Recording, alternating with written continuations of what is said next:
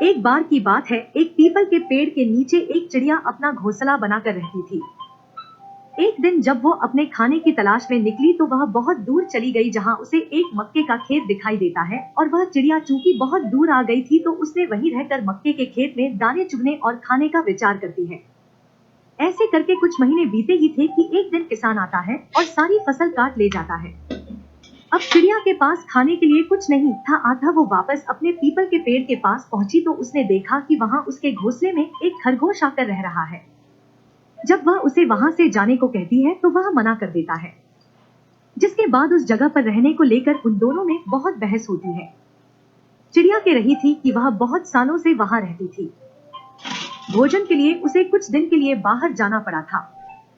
अब जो कि वह वापस आई है तो उसके घर पर खरगोश ने कब्जा कर लिया है।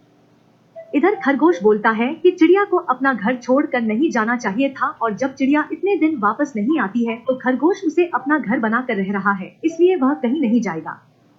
दोनों में बहुत ज्यादा बहस होने लगी, जिसके बाद वह कई अन्य जानवर इकट्ठा हो जाते हैं और उन्हें समझते हैं, लेकिन दोनों किसी की बात नहीं मानते। ऐसे ही लड़ते झगड़ते वे एक तालाब के किनारे गए, जहाँ एक लोमड़ी बैठी थी। लोमड़ी दोनों को अपनी ओर आते देख आंखें बात कर लेती है, जिससे उन्हें लगे कि वह ध्यान कर रही है। जब चिड़िया और खरगोश दोनों की नजर लोमड़ी पर गई और उन्होंने देखा कि लोमड़ी ध्यान कर रही है, तो वे उसे सच्चा मानकर उससे ही अपने विवाद का फैसला करने का विचार बनाते हैं। दोनों लोमड़ी के पास जाते हैं और बारी बारी अपनी परेशानी सुनते हैं। लोमड़ी आंख खोली है और उन्हें पास आकर दोबारा से कहने को बोलती है। जब चिड़िया और खरगोश लोमड़ी के नजदीक गए तो उसने बिना देरी किए दोनों को एक झटके में मार डाला और खा गई। कहानी से सीख: कितनी भी बड़ी समस्या आ जाए, लेकिन कभी भी किसी अनजान पर भरोसा नहीं करना चाहिए, भले ही वह आपसे कितना भी मिलनसार क्यों न हो।